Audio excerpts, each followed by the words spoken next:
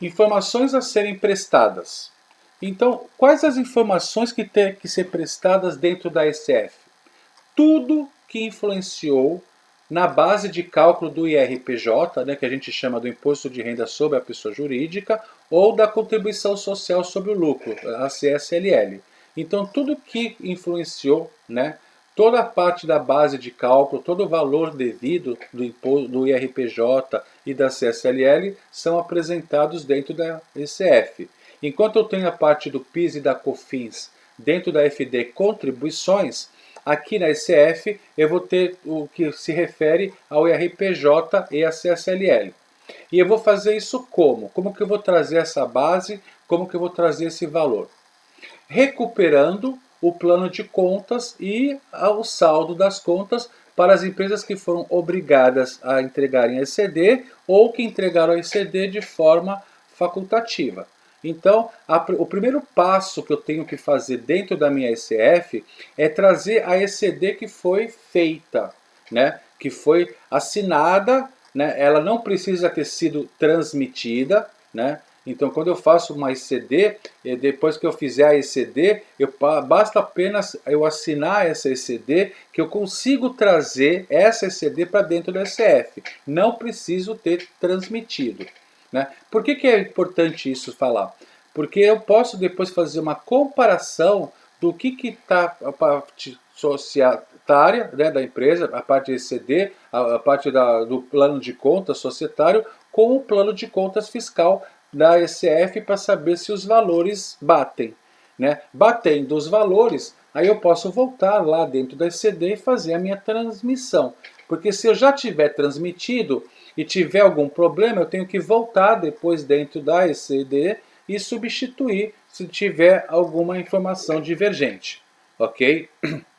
Bom, eu tenho uma outra recuperação também. Para as empresas do lucro real, é obrigatório a recuperação dos saldos finais da ECF do período imediatamente anterior.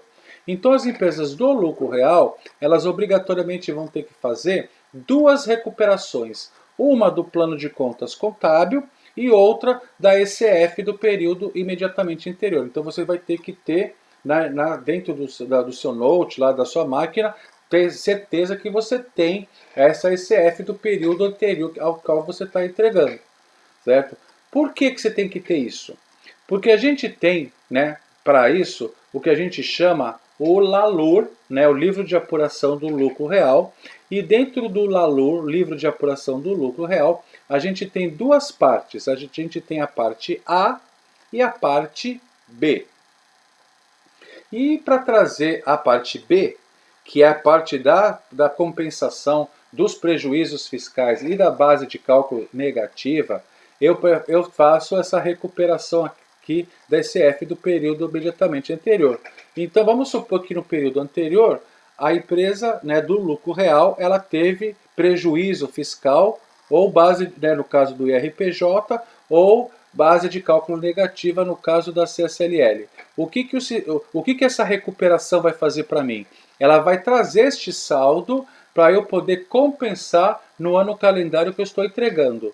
E aqui eu vou fazer a minha apuração neste ano calendário e se ainda sobrar este saldo, eu vou manter este saldo e no ano seguinte ele vai fazer também uma recuperação para trazer esse saldo deste período que eu estou entregando. E aí vai fazendo como se fosse, vamos falar assim, um conta corrente dessas informações. Então essa recuperação ela serve basicamente para isso, para trazer justamente esse saldo que restou, né, desses valores, né, esses prejuízos, essa base de cálculo que veio dos exercícios anteriores que vai trazer para o ano calendário que eu estou fazendo.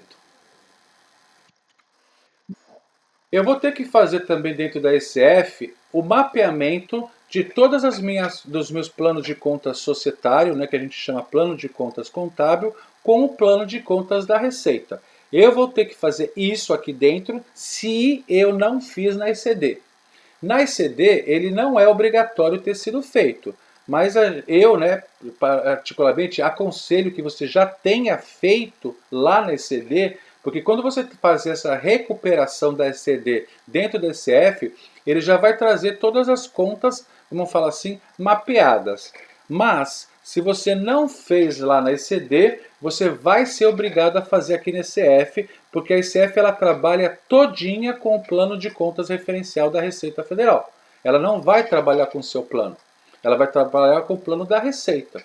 E se você for reparar aqui, o plano da Receita, ele não é o plano da empresa, porque ele é um plano mais, como falar, sintético. Vejam, se você for verificar aqui, eu tenho aqui uma conta chamada Bancos Conta Movimento.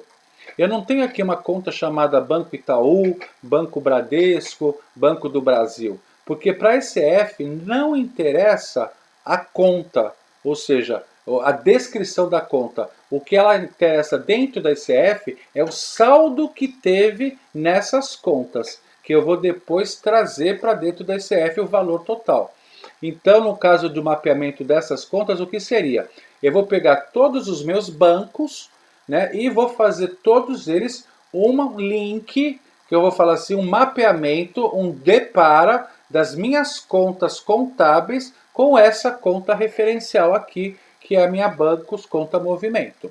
E eu vou ter que fazer isso para todas as contas analíticas que tiverem saldos, que tiverem movimentação, elas vão ter que ser mapeadas, todas sem exceção.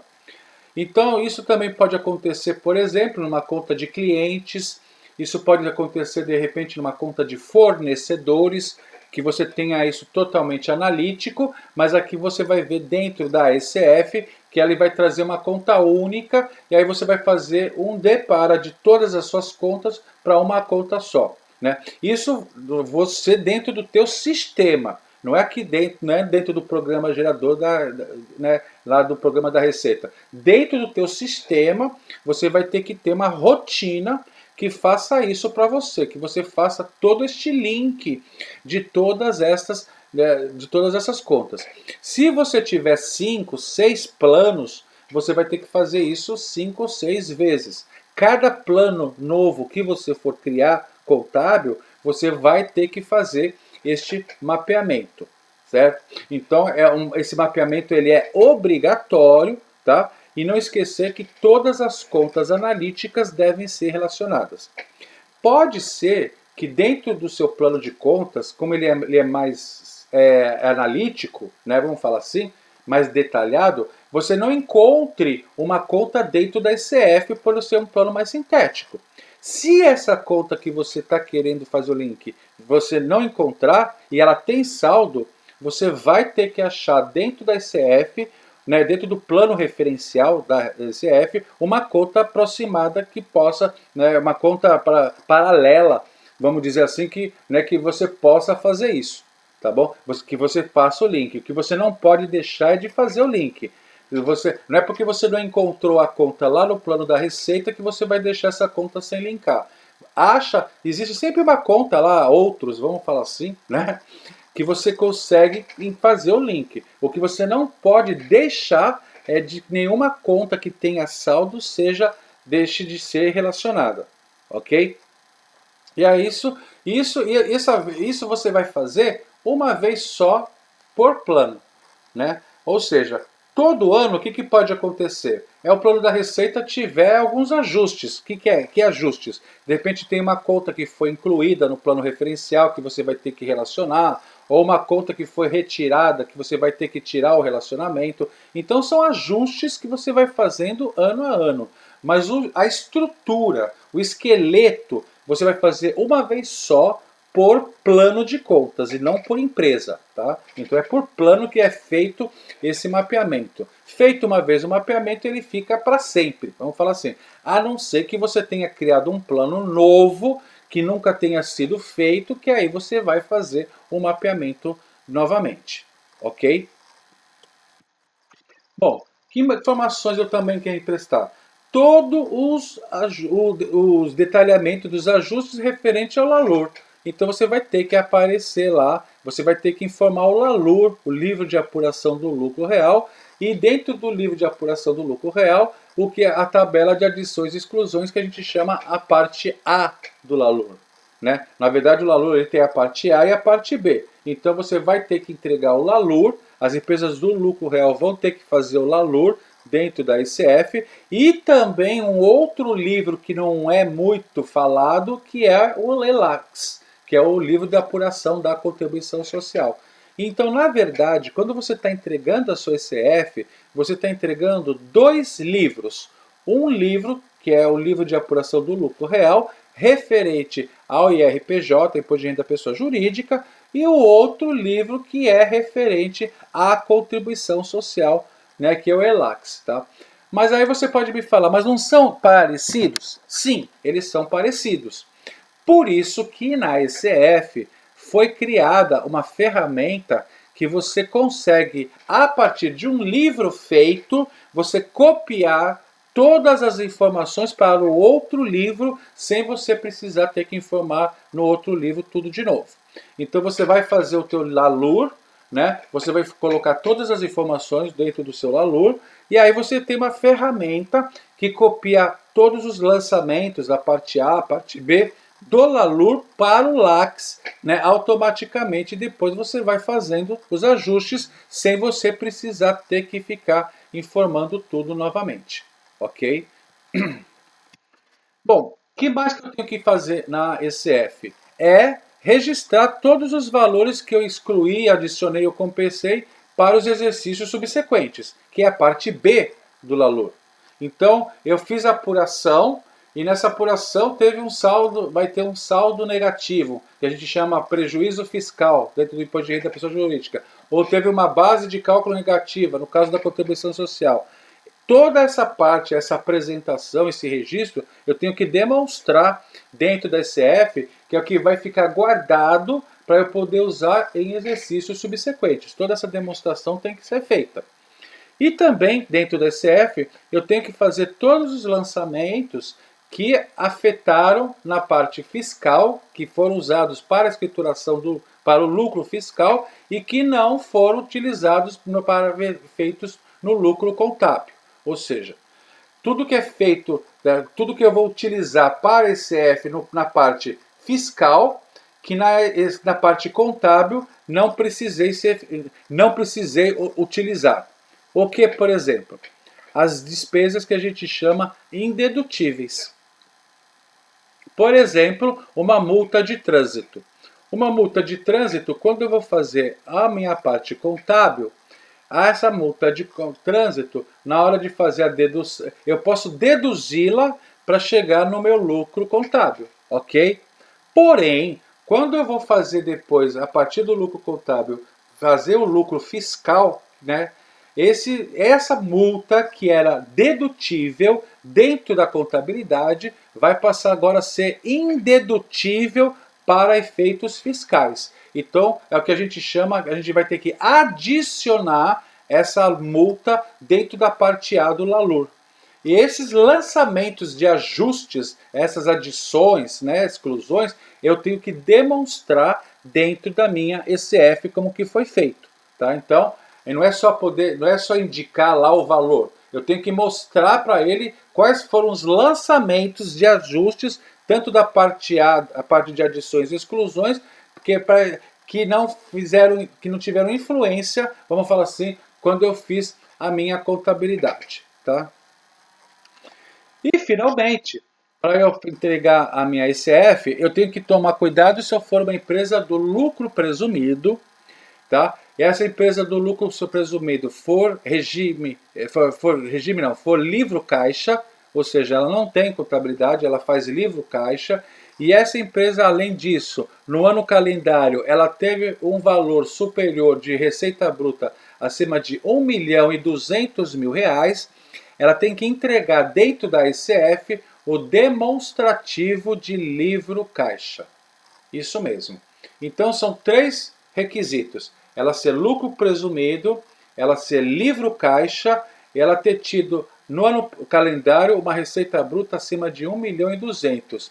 É obrigatório que você entregue, que você apresente o demonstrativo de livro caixa. Se na hora que você for transmitir a sua ECF, você não ter feito esse demonstrativo, ele vai dar erro, ele não vai deixar você transmitir. Ele vai obrigar você a fazer. E aonde ele é feito? Ele é feito dentro da ICF? Não. Não existe dentro da ICF uma rotina para você ir lá informar os valores, digitar, nada disso.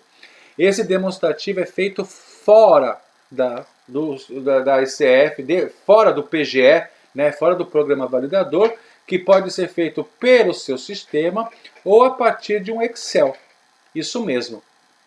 Você abre o Excel, lá você tem dentro do guia prático as colunas que tem que ser demonstradas, porque existe uma forma padrão para isso, né? Existem colunas específicas para você montar, e você vai fazer todo esse demonstrativo dentro do Excel e vai salvar ele no formato CSV.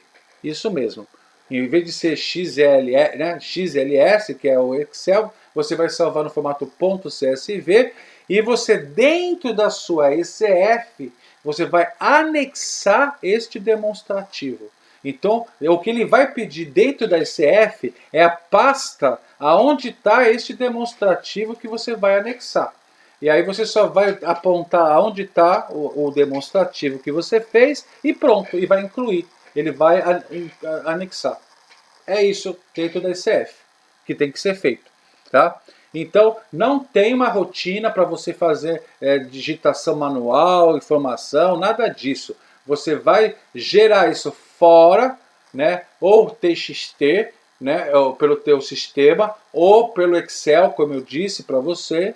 E aí você vai, depois que você tiver esse arquivo pronto, você vai dentro do programa validador da Receita apenas anexar, né, puxar e jogar lá para dentro.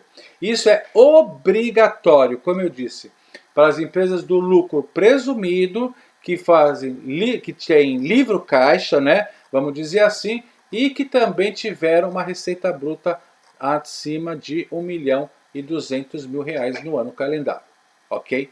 Transmissão. Bom, de forma oficial, a ECF ela tem que ser transmitida até o último dia útil do mês de julho do ano seguinte ao ano calendário, que pode ser que não seja necessariamente dia 31. Então a gente não pode tomar como base dia 31. É o último dia útil do mês de julho, porque se 31, por exemplo, for num domingo, você tem que antecipar para sexta-feira, dia 29, de repente. Tá ok? Então tomar cuidado com isso, que é o último, até o último dia útil. E aquilo que eu sempre prezo para os meus alunos. Não deixem para fazê-la, né, para entregá-la no último dia, porque pode ser que teve já problema, né, de congestionamento, pode ser que você tenha problema na sua internet, pode ser que você tenha queda de energia, ou seja, pode acontecer N problemas. E isso não vai ser motivo para que você deixe de entregar para a Receita Federal por conta disso. Por isso que eles falam que é até o último dia útil, não fala que é no último dia útil do mês de julho. Este ano, né, nós tivemos, né, no dia 18 de maio de 2022, uma instrução normativa 2082, que em caráter excepcional, então, gente, é excepcional, é este ano. O prazo oficial é o último dia útil do mês de julho. Para este ano de 2022, tá, a entrega foi prorrogada para o último dia útil do mês de agosto de 2022. Tá? Mas aí é aquilo que eu falo também. Se você, quando você faz a sua ECD, não espere 2 meses, porque o prazo da ECD para a ECF são 2 meses, exatamente. Não espere 2 meses para você fazer a sua ECF. Já faça a sua ECF junto. Então, para você poder já ter um balanço, para poder saber se a sua parte societária está igual realmente à sua parte fiscal, para não dar divergências. Porque se a gente entrega a ECD e depois vai lá 2 meses para entregar a ECF, a gente já mudou, já não sabe mais. Aproveita que as informações estão quentes, né, fervendo, vamos falar assim, né? E aí você já pode entregar as duas declarações juntas. Tá? Então, o meu conselho é que você não espere muito tempo para fazer a ECF depois que você entrega a ECD. Tá? Você tem 2 meses para isso, mas não precisaria ter todo esse tempo para você fazê-lo.